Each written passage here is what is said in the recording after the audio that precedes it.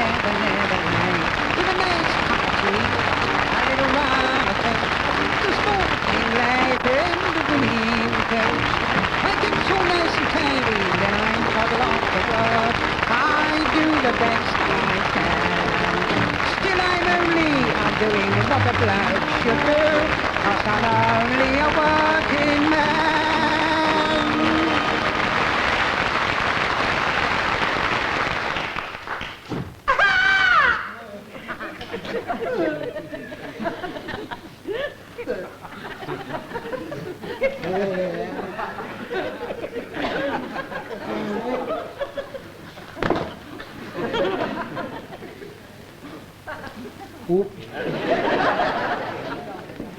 Did you see it? Did I see what? Last night, the new Harry Pinter play. My lover was the caretaker at the Pumpkin Eaters Tea Party. Last night, International Frenator. Last night. It was on Eurovision and Early Bird and ATV. Must have seen it. They've been seen by 153 million viewers and only one phoned in and complained. Who was that? Me. Oh, why did you complain? Of course, the man moved his head. What? He moved his head. I just did it when I come in. He should have done. See, it's right at the end of the play when he's trying to get up the volcano. Just did it.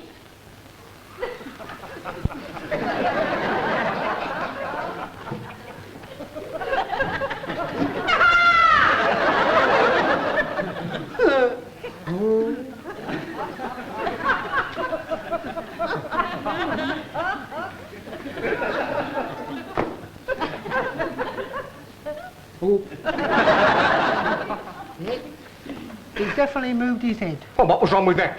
What he shouldn't have done, Mr. Pooh. Pew. Pardon? Pew. Pew. Shouldn't have done, Mr. Pooh. Shouldn't have done. See what's at the end?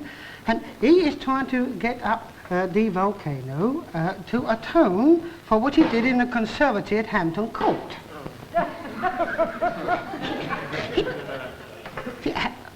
Had I've got the documents to Hugh, that's the sister-in-law, had it, then it would...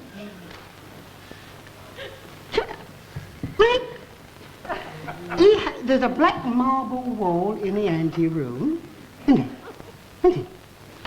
And Melanie, that is his new secretary by his wife's connivance.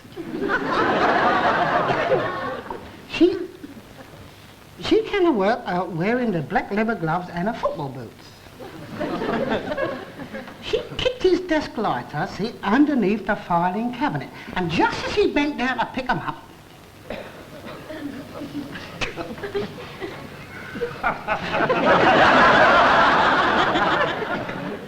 he was just getting ready for the firm's annual outing, and he kept putting his shirt on back to front. So he blindfolded himself and sent for Cynthia. As a gardener. And she left the potting shed and entered tearing the pages out of the seed catalogue. And he decided to turn a blind eye, which was relatively simple because he was blind. So it's the beginning. It's the beginning, and they're all sitting in a great big pile of...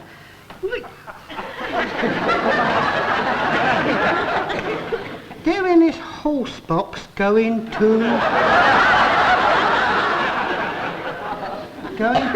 the christening. Just a minute. Are you talking about the new Harry Pinter play last night on the telly? Oh, just a minute. Are you talking about the new... No, twit. I'm talking about this week in West... But you've missed the whole point, haven't you? You haven't grasped what Pinter was trying to say. How is it? Perfectly straightforward. Jonathan, the anti-hero industrialist, had his personality split at boarding school. So, while... Pardon? Had his personality split at boarding school.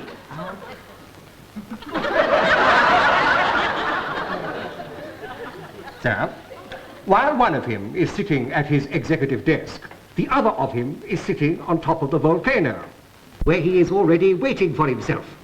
Then, having seen himself and found himself, he can climb inside himself and so save himself from the all-consuming flames of his own volition. And the mere fact that he fails to do so is completely irrelevant because he succumbed on the upward slopes and therefore is not at all germane to the issue.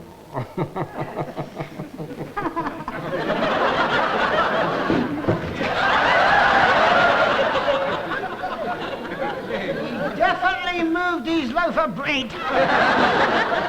I don't care if he got up and did the flaming, perishing hornpipe. The play was over. What does it matter? Exactly.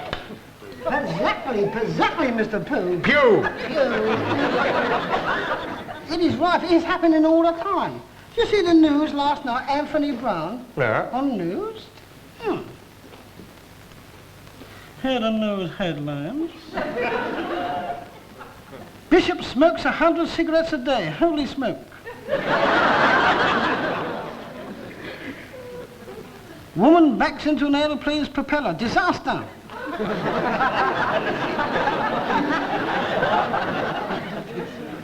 Better have the cricket scores after that. West Indies 383 for 2. England 3 all out. Rain stop playing. And now over to Jack Armstrong and his weather.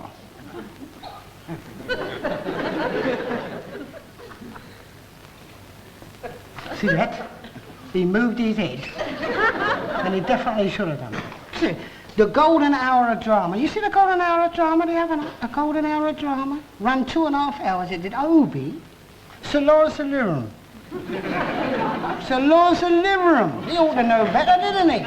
Being subsidised and all. There he is as Richard III about to mount the steps to the guillotine. With 25,000 French conservatives shouting out, "Damn it, Alice the Drenched!" And Madame Tussauds knitting away.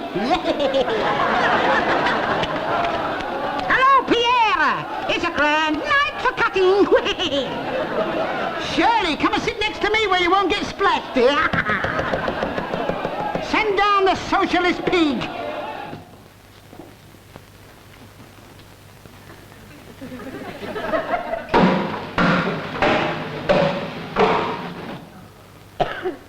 Tis a far, far better thing I do than I've ever done. Tis a far, far better place I go to than to which I've ever been before. Cut not my curls, they've done you no harm.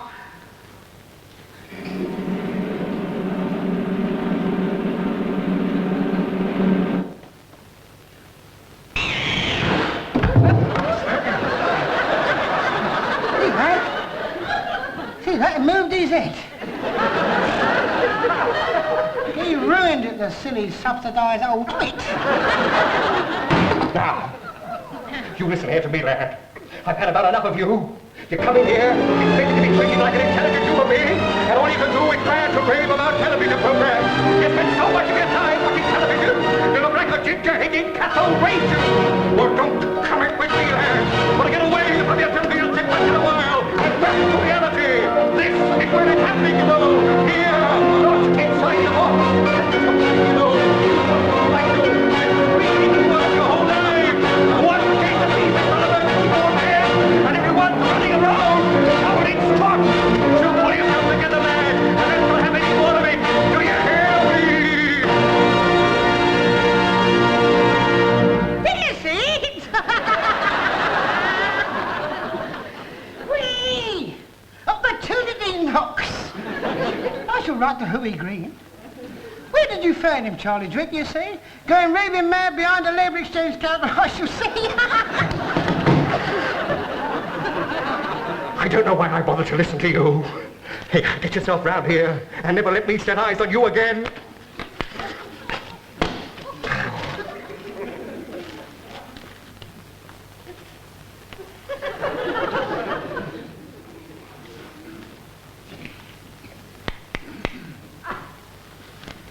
He's a great actor with no luck.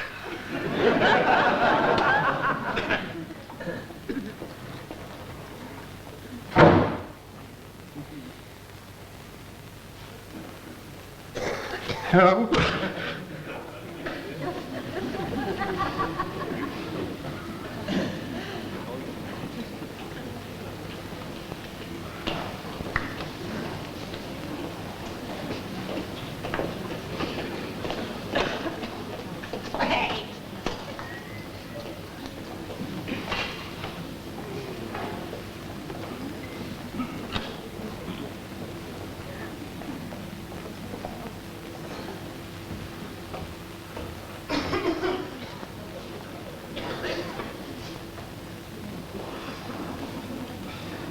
Ready, show.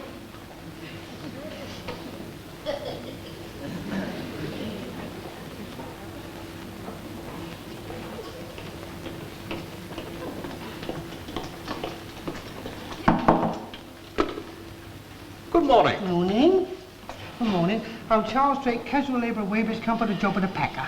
You did say Charles Drake. That's right, Charles Drake. From Weymouth. Weybridge. And you're a ship's fitter.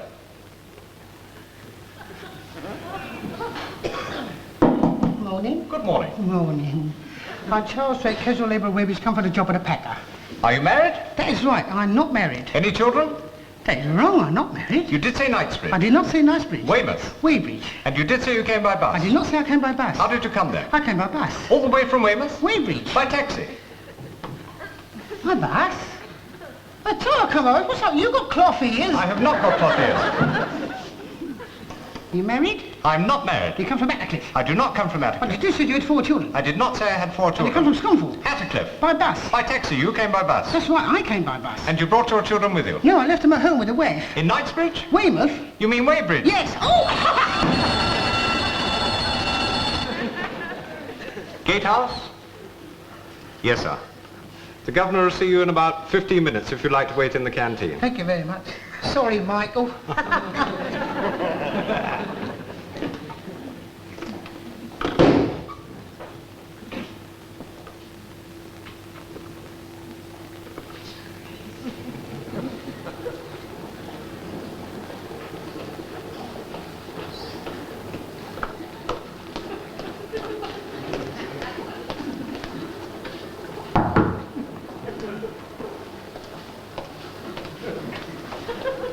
Yes? Like a cup of tea, please. Johnny, here's something you can do. Oh, good. What is it? I'd like you to fix this young man up with a cup of tea. Yes, of course, my dear. What will you have? India, China, herbal, or instant?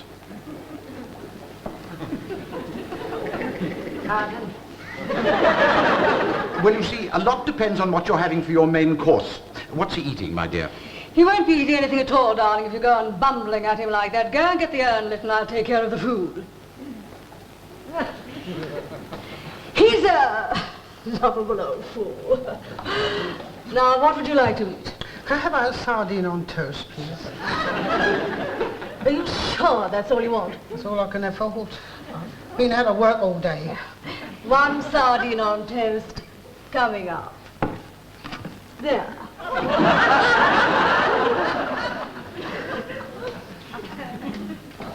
Yes, I know it looks a little dull, but perhaps I can liven it up somewhat.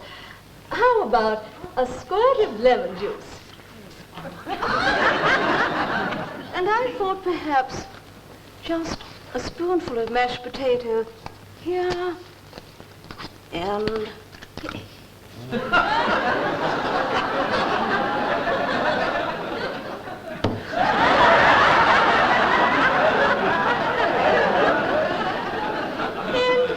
perhaps a row of baked beans along that side there, offset with a few Brussels sprouts along the other side there. And with that, of course, the traditional accompaniment to any fish dish, a bed of fluffy white rice. And if you haven't any rice, as we haven't, then there is no better substitute than a hot steamed tapioca pudding.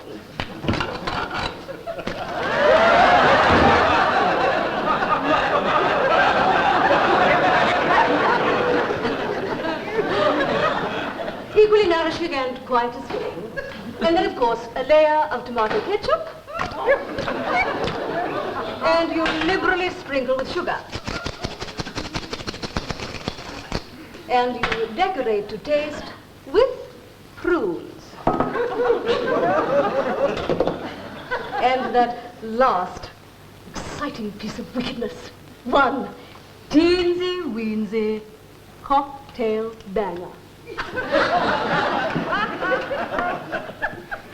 May I? Of course.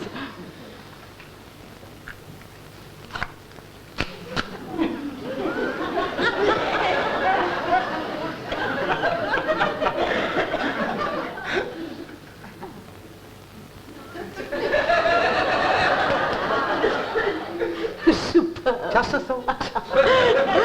Now pop the lot into the oven at 480 degrees Fahrenheit, 8 regular, and in just 5 seconds we will have sardines on toast, brûle on papillote flambé.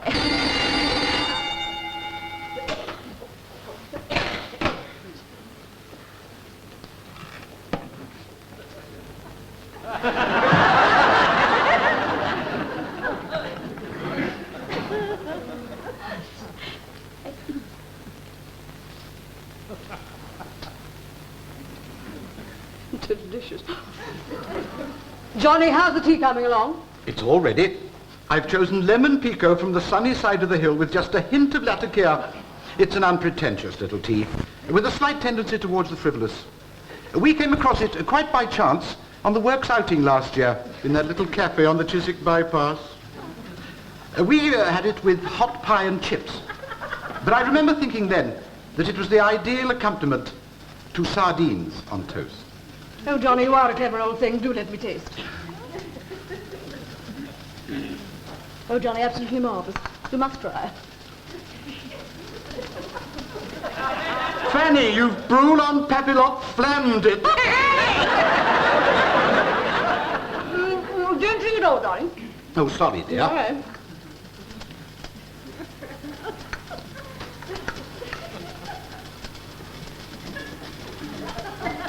Fanny, that was delicious.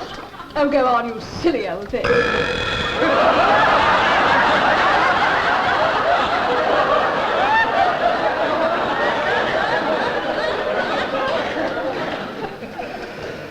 Beg your pardon. A little too rich for me.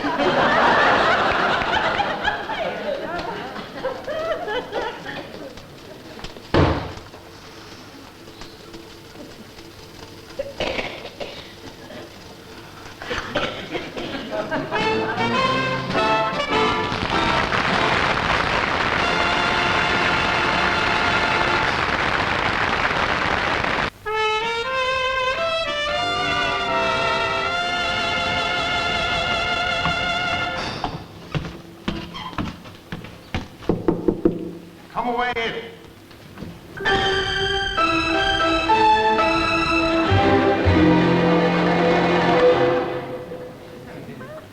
Good morning. I'm Charles Drake, casual labour wages, come for the job of the packer. Oh, you don't have to tell me. I know all about you. Now, sit down here, please. That's fine, fine. Now then, 985 jobs in 20 years. That's a lot of jobs. Tell me, how did you come to lose so many? Well, it's easy, really, Mr. Pooh. Pew. Pardon? Pew. Pew. Pew. It's easy, really, Mr. Pugh. You see, you take last week, I went for a job on the council of the mending of the roads. And just as I'm going along to the site, I hear a funny sound.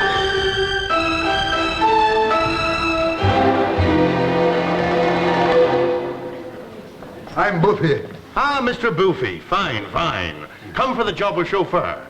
Now, if you'd sit here, Mr. Boofy. Mr. Drake, would you mind sitting over here? Your lordship. Ah, that's fine, fine, fine.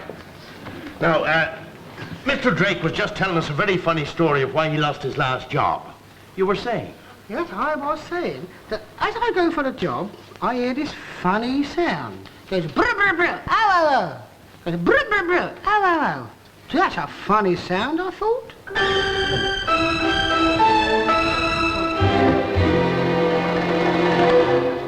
You must be Miss Cilla Puce. Yeah, come for the job of filing clerk. Ah, that's fine, fine. Now, if you'd sit here, Miss Puce. Mr. Boofy, would you mind? Mr. Boofy. Ah, that's fine, fine. Now, Miss Puce, would you mind? Oh, Mr. Drake, would you mind?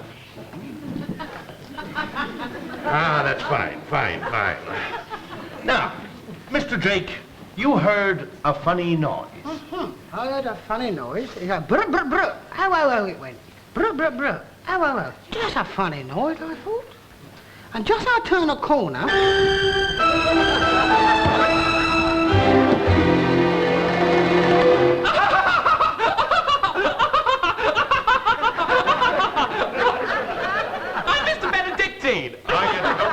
You don't have to tell me. Come for the job of laboratory assistant, I take it. Oh, no. But if there's a job of laboratory assistant going, I'll take it. Oh,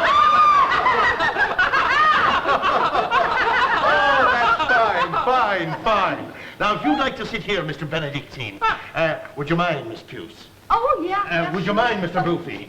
Would you mind, Mr. Drake? Ah, that's fine.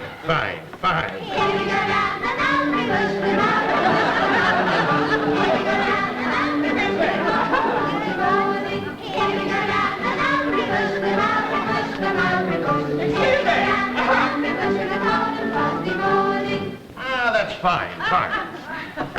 Now then.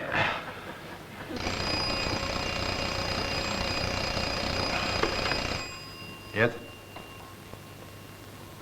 Oh, yes, that's fine. Mr. Drake, would you mind? Ah, that's fine. Well, now, I'll be with you in a moment. Mr. Drake was just in the middle of a very funny story. Please go on, Mr. Drake. Now, you just turned the corner. I just turn a corner, and it's not going brr brr brr, ow ow ow, brr brr brr, ow ow ow. And it got louder. Brr brr brr, ow ow ow, brr brr brr, ow ow. And I saw a man drilling into his foot with a road drill. I know! It's the one about the short-sighted snake who committed suicide. Found out he'd been married 3 years to a bit of old rope.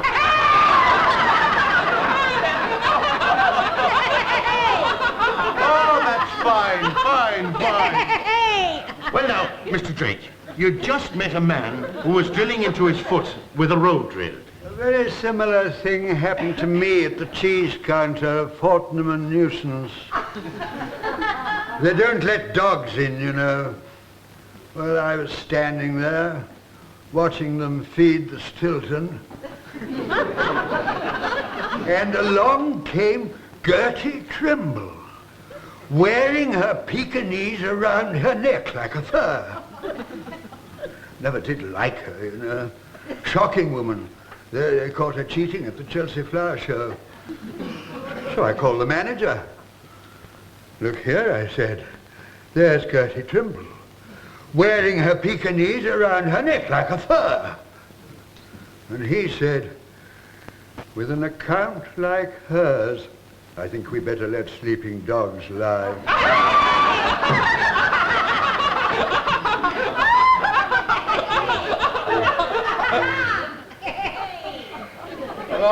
I thought that was very good. It was fine.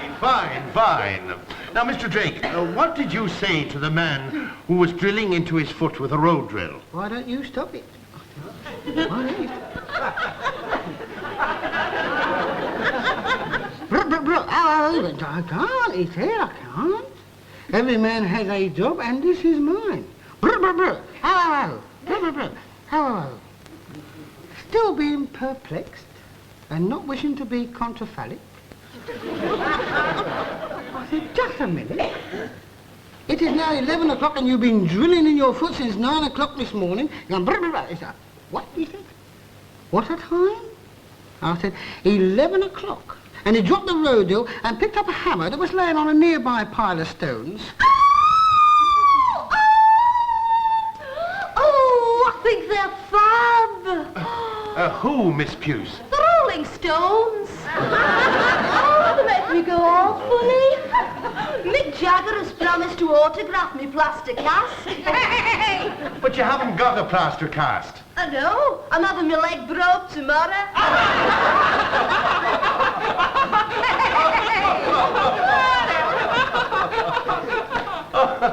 Oh dear, we sure are having a lot of fun. Now, I must read you one that I had sent in to me. Dear Curly Top.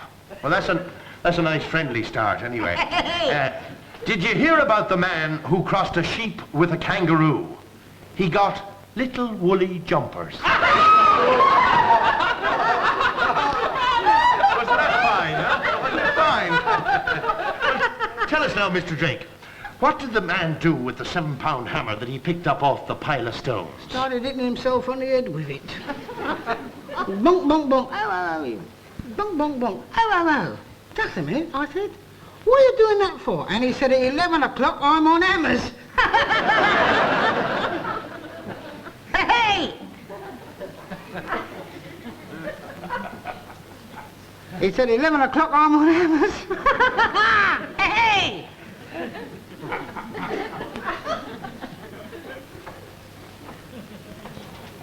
Can you tell me where the packing room is? Oh, sure. It's down the stairs, along the corridor, and it's on your left.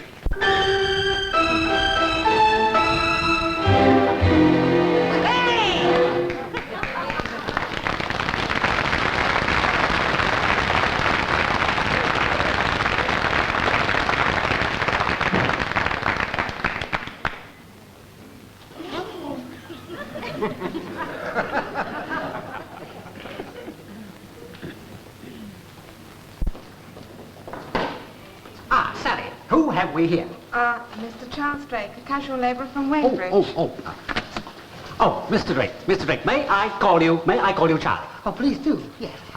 Would you come over here, Charlie? Step over here, and I'll show you what you've got to do. You nervous? Well, just a little bit. It's my first day, you know. No need to be nervous. Nothing dodgy, all very simple. Nothing dodgy, all very simple. Now, the tea services come from up there, and all you have to do is take them and put them and pack them in the boxes over there. Pack them in the boxes, the tea services. I'll show you what it is. I'll show you. Right. Here they come. Lovely, Norman Sally, all on in one go. All coming up very fast. Oh, where's the fourth side?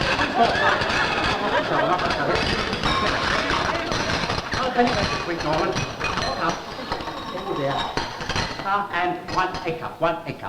There we are. Nothing dodgy, all very simple. All right?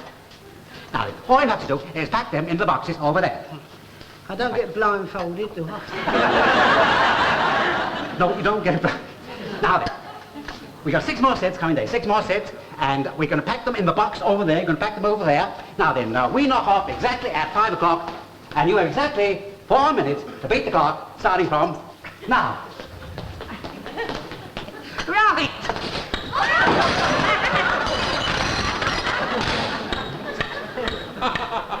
Nearly dropped the lot.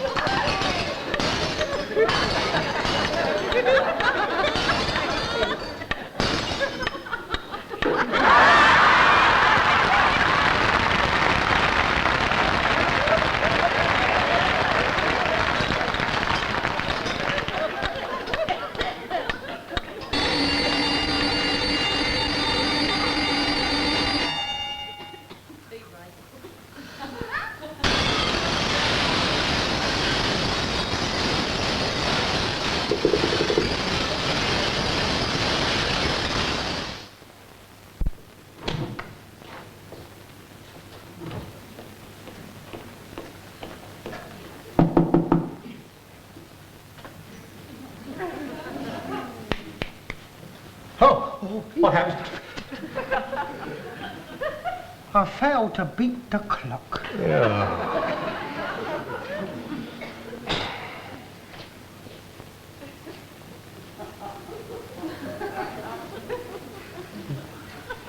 Hold it, studio! Hold it! Hold cameras! Hold everything!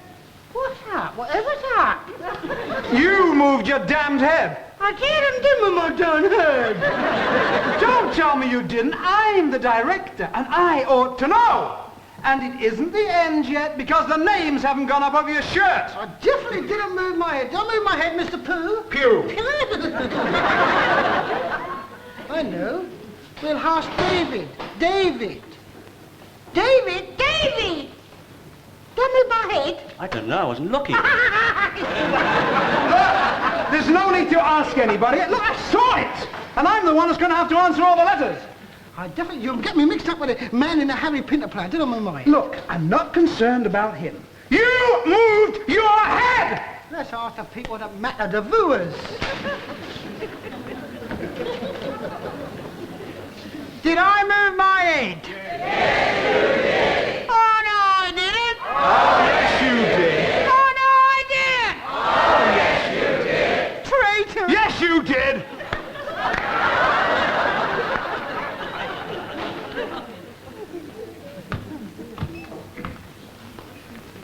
Nevertheless,